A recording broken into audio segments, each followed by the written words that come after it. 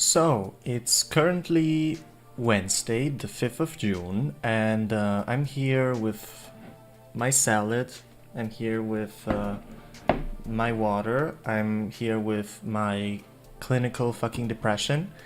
And I'm making this video because I want people to never forget this lesson. I certainly learned a lot in the last 72 hours, I'd say. And I want people to not make my mistakes. Please, before you sign something, read it thoroughly. Don't let people tell you, it's fine, just sign it. No, read things before you sign them. So, let's begin from the start, right? I wanted, for this semester at uni, I wanted to work. Last semester it didn't work, and I felt really bad about it. I still feel really bad about depending on my parents. I wanted more money. So what I did was I looked around. I'm pretty lazy, so I didn't look much, but I did find an offer online for a job actually in my own town. So I took that offer immediately because I was like, yay. I texted them, and shortly after I got a response, which was really fast, and I was surprised. They said they wanted me immediately, so I went there the same day. I had my interview, everything went standard, and they said, "Oh wait, actually, you're not qualified to get the job you want, but we are a company that gives people, jobs. I don't even know the English word for that, but they hire people so they can send them out to do like jobs for other companies, if that makes sense." So I was like, oh yeah, that sounds good for a student, it sounds flexible, it sounds amazing. I'm gonna take that offer. So I signed my name there.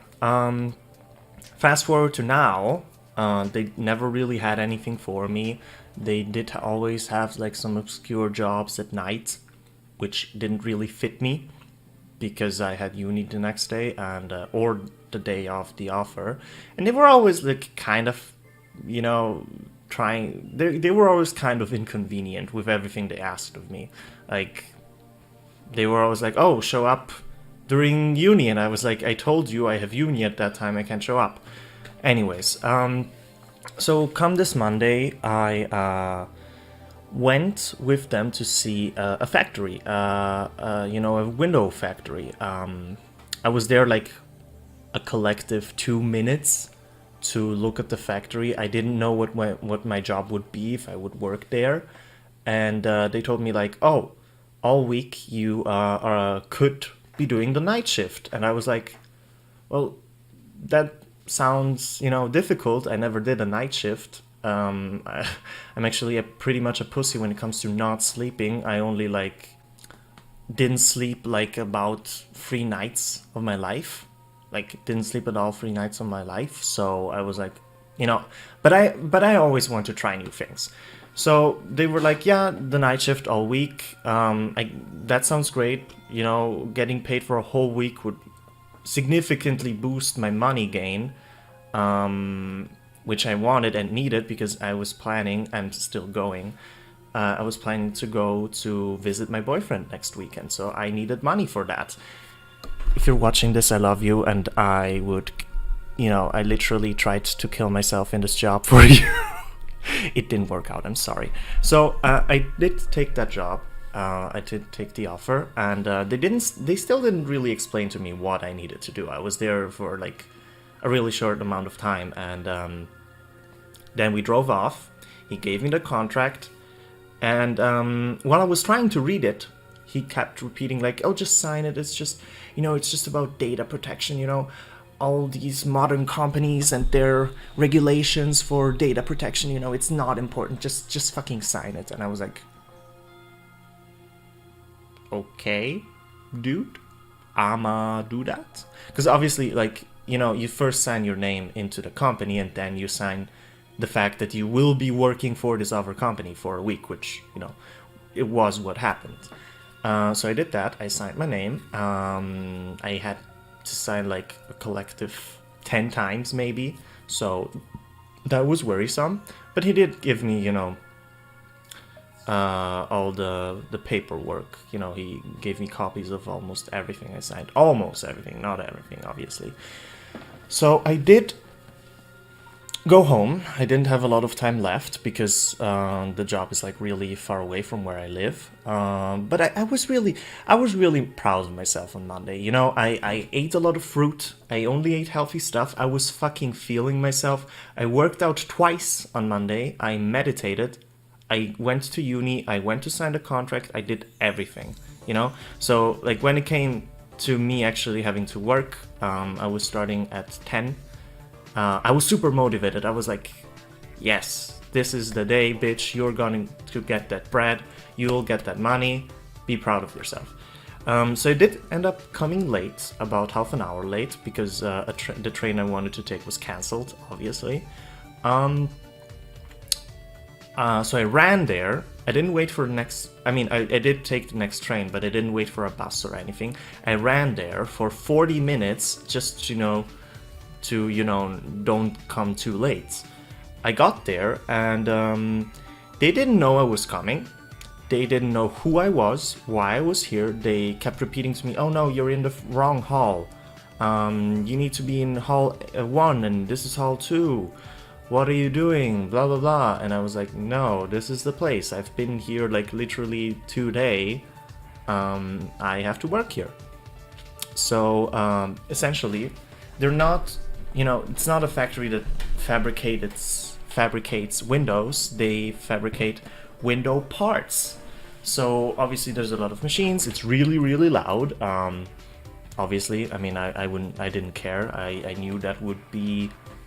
I mean, that seemed obvious to me. But yeah, it was really loud. It was really like... Ugh. They showed me like where I'd be working. So essentially I'd be working in front of 2 machines. And all I had to do was pack it, you know, the parts that the machine spit out. And at the beginning I didn't do much, obviously, because you had to wait for the machine to actually spit out the parts. And the thing is, like, they didn't explain anything to me. Like, legit nothing. And it's not like they were busy or anything. It's a pretty, like, laid back kind of work. There's not much to do. And legit, one of the first things one of the employees told me was like, oh, this is a really calm night. Not every machine is like turned on. And yeah, so I was there. You had to packet the window parts in a specific manner.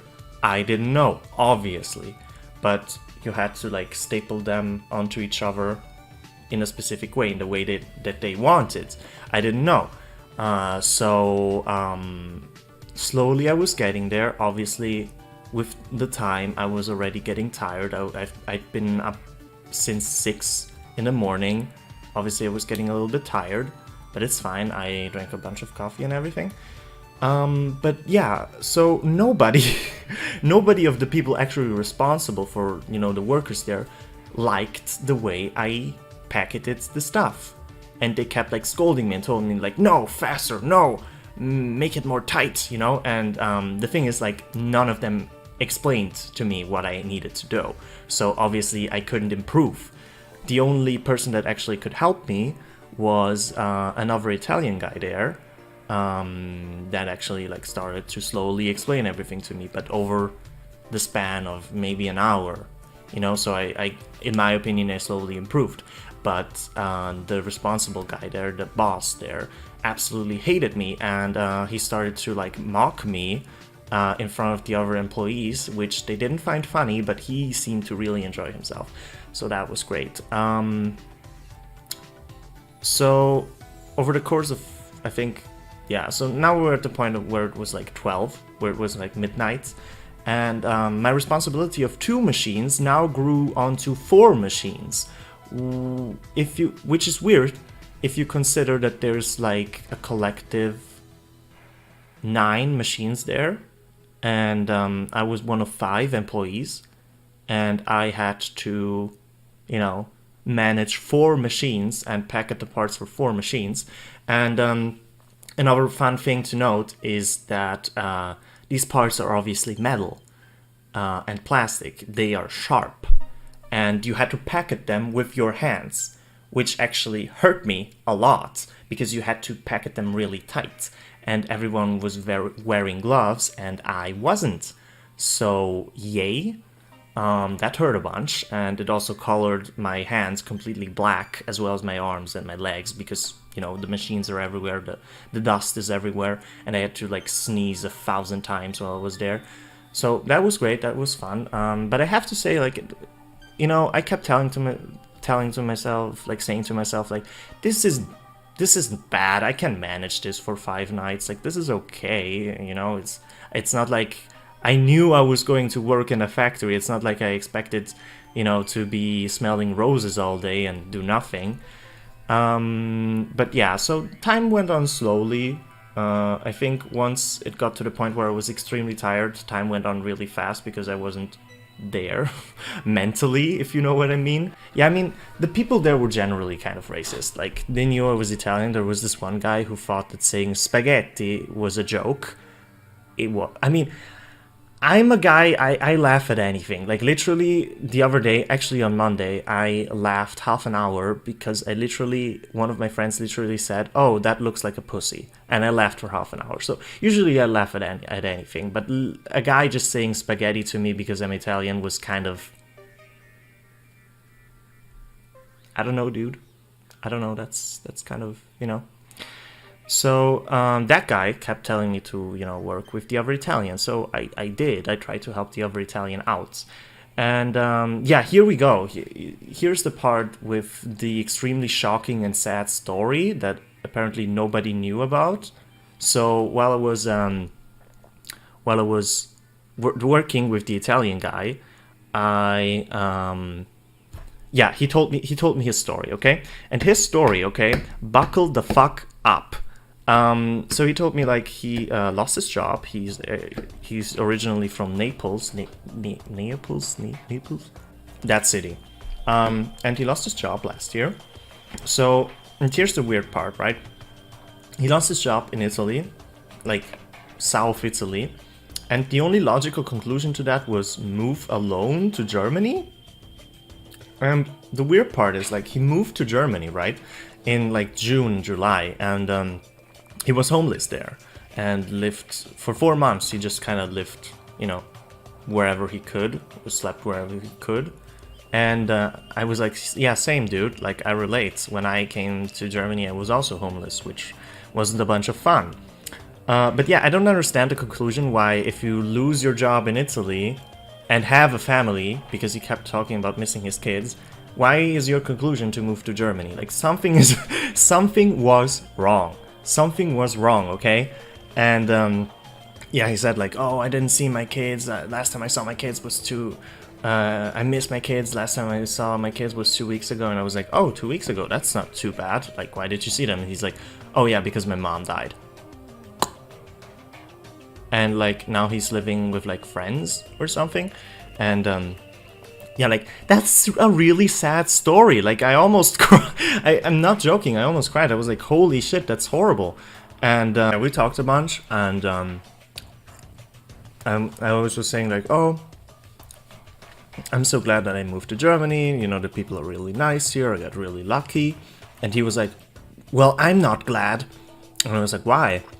And he's like, well, nobody seems to help me. Nobody seems to, you know, figure anything out. And I'm like, yeah, like, that's probably because you don't speak German. Like, you can't actually talk to them. So still, like, that still feeds into my point. Like, why did he move to Germany? Like, what happened, dude? Because he only speaks Italian, and he's like saying, like, oh, fuck German people, like, they're not because they don't speak Italian. Like, is that your point, dude? Like, what?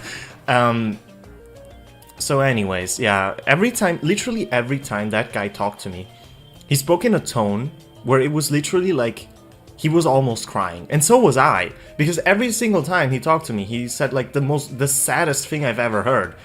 But then when he was talking to his colleagues, who some of them speak Italian, he kept on laughing, and I was like, what? Bro, can you talk about funny things with me? Because I'm having a rough night. Like, I mean, you don't know me, why would you he doesn't know me. He loads all of his load on me, and then he starts laughing with his colleagues. I was really confused.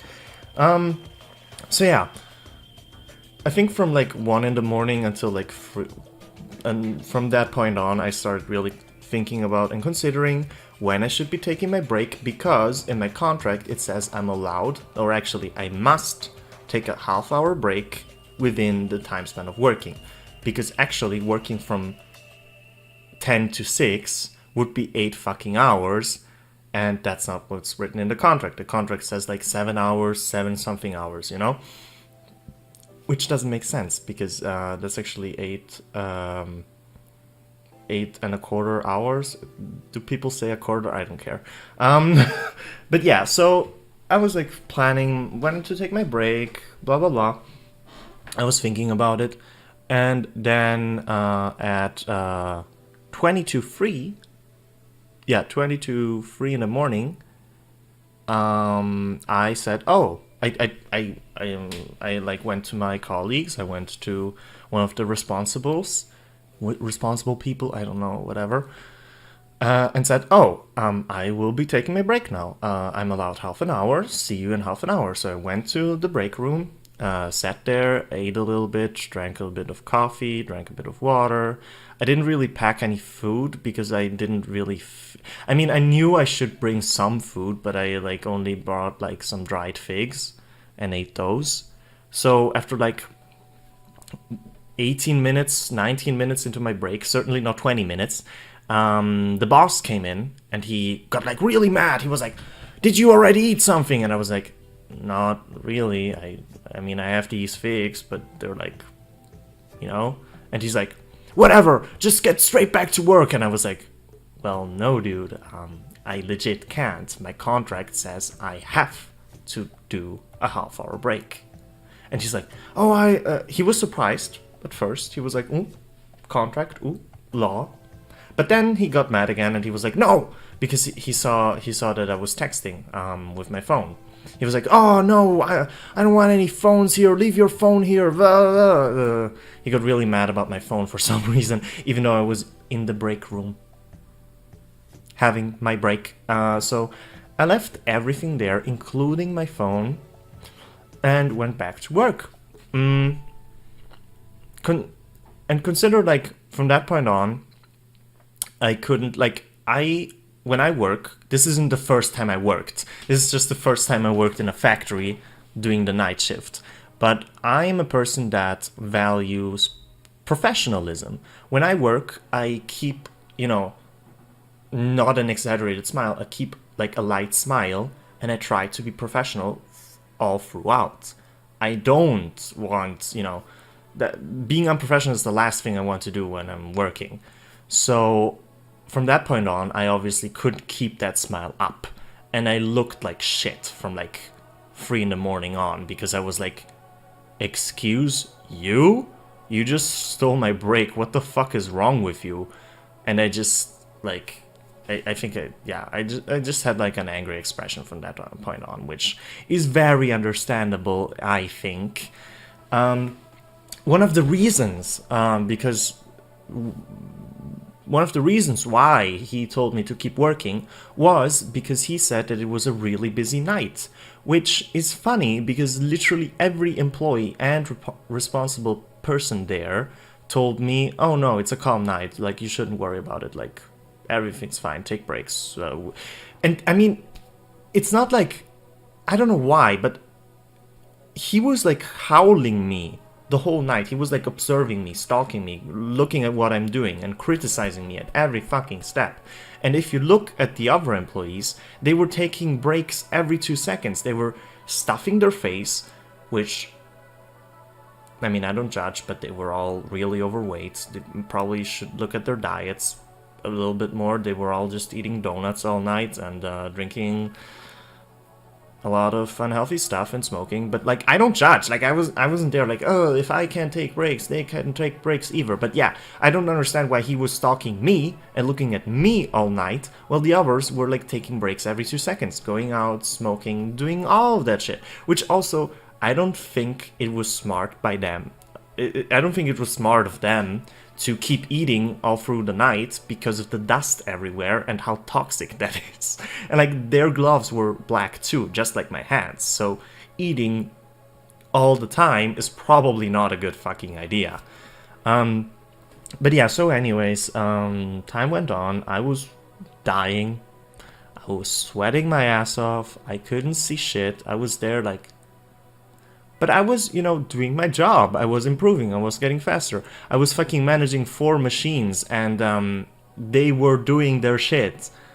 And because he saw that I got better and faster and had more time to, you know, stand around, he told me to go clean up. So I also had to do that now, which, yay, that took an hour. I had to clean all the machines, I had to clean all the floors, I had to like rip, you know, the misfabricated pieces, the misfabricated window parts into pieces and throw them away, and like all the, you know, all the trash bins were, you know, heaping. I had to like actually physically jump up and throw them like a fucking basketball so, you know, it could land on the heap and not cause the heap to tumble down. That was fun. So I think, yeah, I think about like 10 after 6, something like that, somebody taps me on my shoulder. A young guy, a pretty guy, a really like refreshed face taps me on the shoulder and tells me like, oh dude, yeah, your shift is done, like it's me now. And I was like, oh, thank fuck, who are you? So I went into the break room with my Italian colleague. He kept complaining about his life and moaning and crying and moaning. And like, I get it, man, but like, why me? Like, with me in that place, there were like 4 people that speak Italian. Like, why me? Like, why am I your, you know, emotional guru? Yeah, he was talking about his stuff. Yeah, I don't even...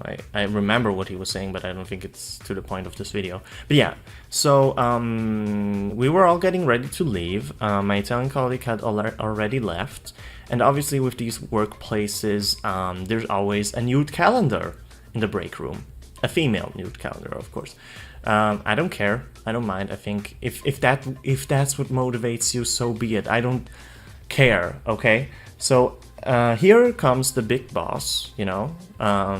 He comes in, he rips the poster off and offers me the poster. Before doing that, by the way, he called me in Italian an idiot. So, also throughout all the night he was like having some weird undertones that he hates Italians and thinks Greek people are better. He kept telling me like, I'm no Italian, I'm Greek. And I was like, okay. What? But yeah, he ripped the poster off and he offered me the poster of that naked lady with her titties out. And I was like, no thanks. I mean, I was actually smiling because I was like laughing at how fucking ridiculous that situation is. Because it was huge. It was like a huge poster, and he was like, oh, don't you want this poster? So you can like take it home with you, and if you want, you can masturbate to it. And he was getting like really explicit, and I was like, I was legit laughing. It wasn't laughing, it was more like a giggling. First of all, out of fear, second of all, out of nervousness, and third of all, out of holy shit, what the fuck is happening? Is this guy serious? Is this seriously happening? And yeah, he kept getting more and more explicit until he bit like some explicit masturbating hand motions. And I got really serious. I looked him into the eyes and I shook my head. And then he let me go. So, what the fuck? I think, in conclusion, with this job, I think everything that could go wrong went wrong. Yeah. So the next day, actually, because there were still some bureaucratic things not in line with the way I did my paperwork, and they could, like, if I didn't get those things fixed, they maybe couldn't, pay me for my work. So the next day, before I went home, next morning before I actually went home, I went to fix the bureaucratic stuff, and I was actually able to do it. I was really surprised. So I wrote my actual boss, like the actual, firm I was working for, the ones loaning out workers. I wrote him an email. I told him, look, here's the bureaucratic stuff you need to pay me. I know you were worried about it, and worried about the fact that you maybe couldn't pay me and would get like legal problems. Here's, everything you need. But I will not be working for these people again. I refuse. And I listed why. I sent him in the email, I sent him a list of everything that went wrong, everything that in my opinion was unprofessional, and I refused to work for these people again. So after that, I knew he would call me. I knew he would freak out. I also texted him like on WhatsApp, because we do things on WhatsApp so that it goes easier. I texted him on WhatsApp, look, I wrote you an email, I'm going to sleep now, so I will be unavailable. So that's what happened yesterday. Today, right after I woke up, he called me, and we talked about it. And I tried to, keep my professional, bright voice. I learned this from my dad. If you are talking about work stuff, try to keep like a positive, motivated voice. I always do that when I talk to people at work or, about work. And yeah, so what he tried telling me, right, was one of his first arguments actually was like, oh, if you work in a factory, this is normal. And here's the thing, I'm not stupid. I was like, oh yeah, I'm sure it's normal, but it's unprofessional to me, and I don't want to work with these people. So after that, he was like, oh, well, like this is, this obviously means these are unpaid hours. This is an unpaid holiday for you now. I'm like, yes, as mentioned in the mail, I will be fully accepting of all the consequences that this, all the consequences that will come to me. And so we talked around a bunch. He, like I said, was trying to normalize what happened. I wasn't having any of it, because fuck that. And what else? Well, oh yeah, he asked me if I wanted a job for the rest of the month, another night shift, and I said, no, dude, I'm going away this weekend, and then I'm reconsidering things. And I think he felt, and I think this is pretty obvious, he knew that he had lost a client, and lost a worker. And here's my fan theory.